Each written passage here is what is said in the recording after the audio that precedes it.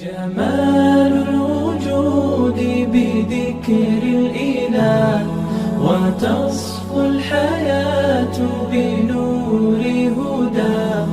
جمال الوجود بذكر الإله وتصفو الحياة بنور هدى.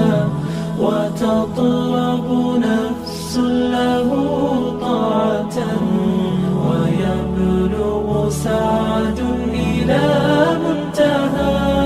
فؤاد شغوف إلى ربه أحب رضاه أحب. Assalamualaikum warahmatullahi wabarakatuh.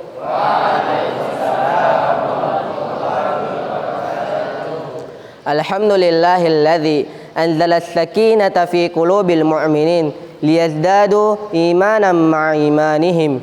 Ashhadu an la ilaha illallah wa ashhadu anna Muhammadan abduhu wa rasuluh la nabiyya ba'da wa la rasul amma ba'd.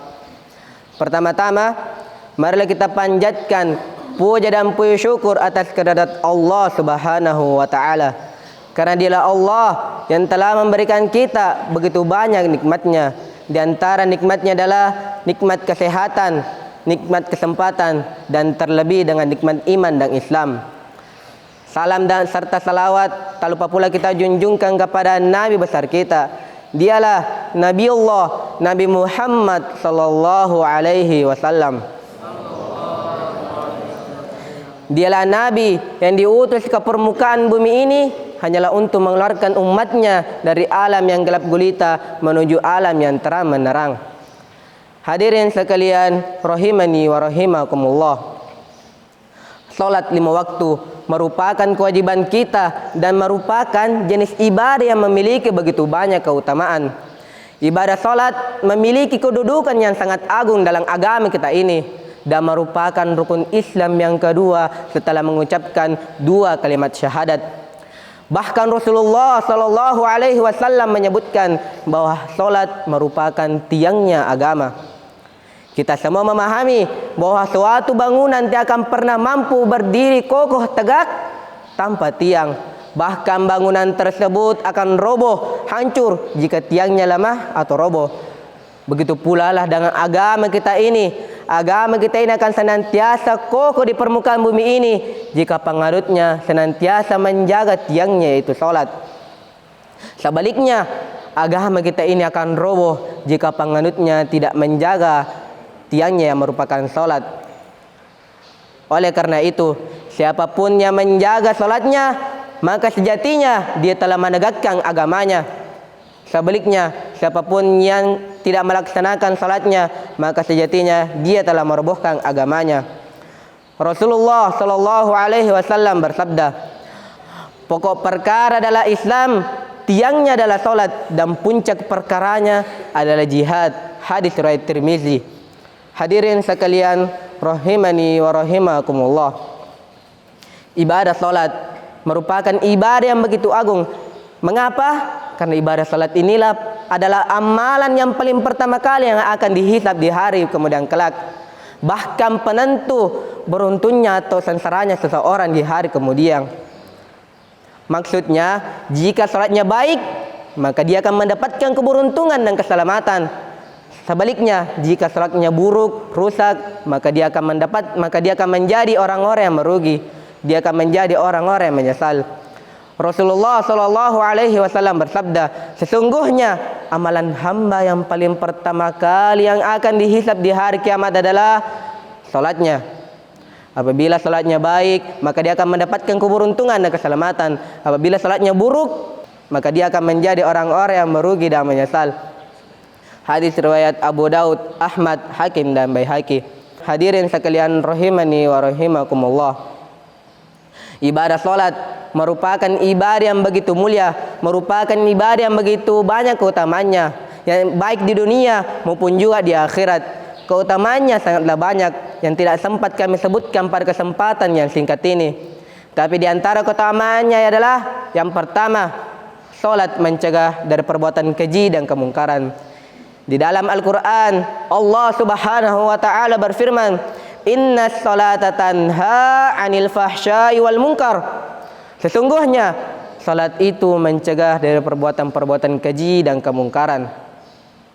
Ini adalah keutamaan dan manfaat yang akan diperoleh di dunia maupun juga di akhirat ketika seseorang menjaga salatnya.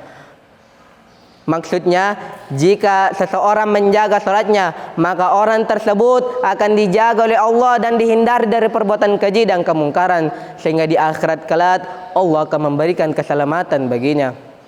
Jika dalam suatu keluarga menjaga salatnya, maka keluarga tersebut akan dihindari dari perbuatan keji dan kemungkaran. Oleh karena itu, jika penduduk suatu negeri menjaga salatnya, maka Allah Subhanahu wa Ta'ala akan menghindari negeri tersebut dari perbuatan keji dan kemungkaran, sehingga Allah akan memberikan keberkahan dan kebaikan pada negeri tersebut. Hadirin sekalian rahimani wa rahimakumullah. Yang kedua, salat dapat menghapuskan dosa-dosa.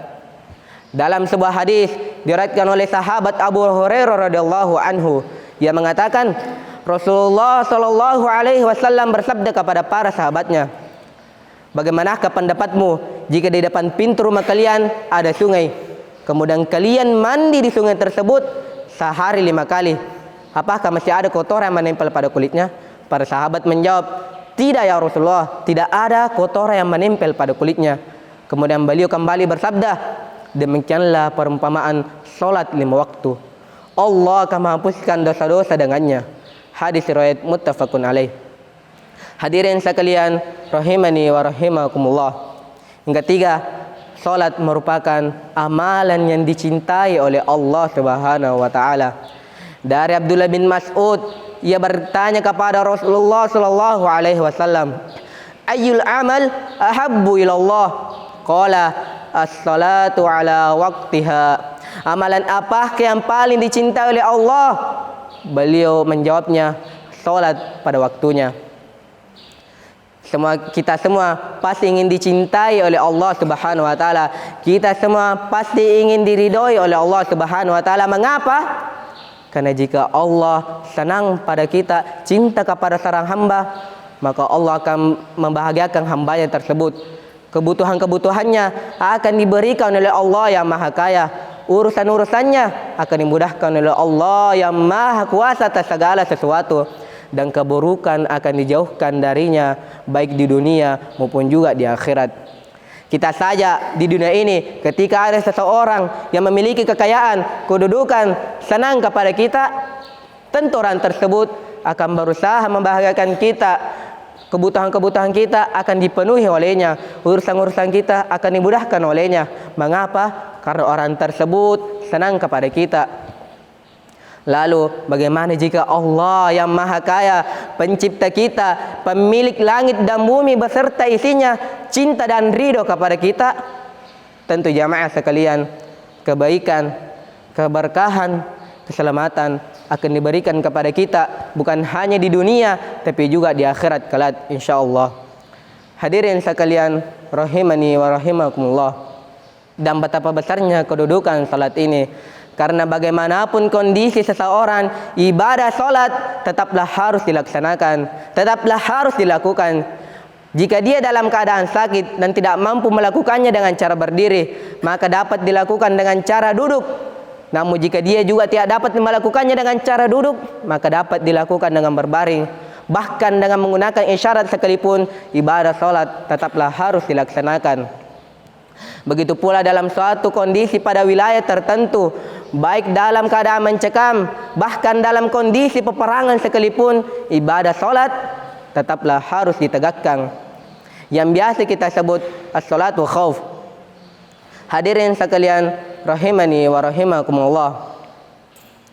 Betapa besarnya perhatian Rasulullah dan para salaf terdahulu terhadap salat ini jamaah sekalian.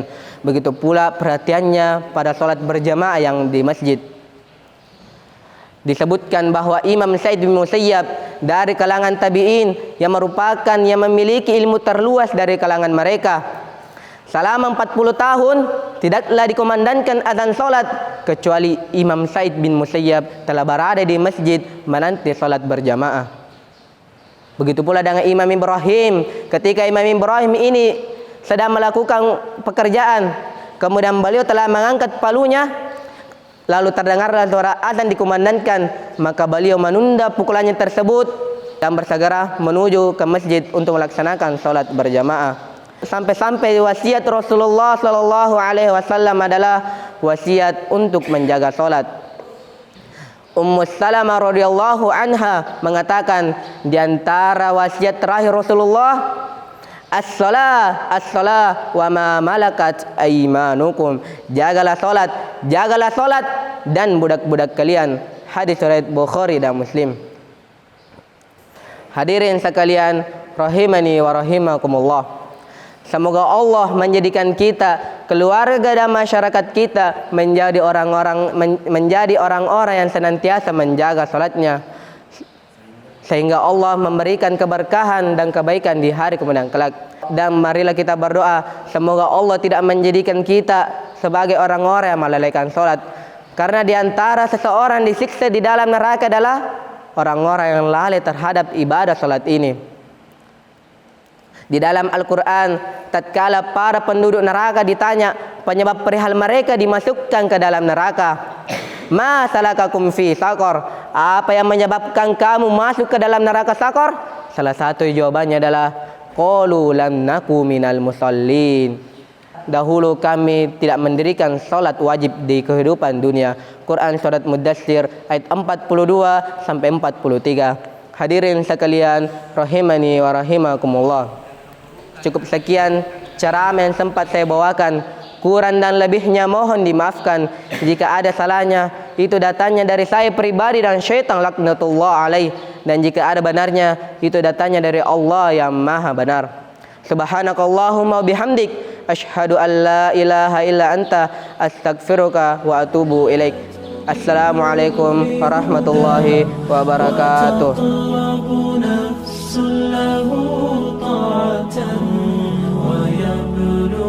سعد إلى منتهى فؤاد شغوف إلى ربه أحب رضاه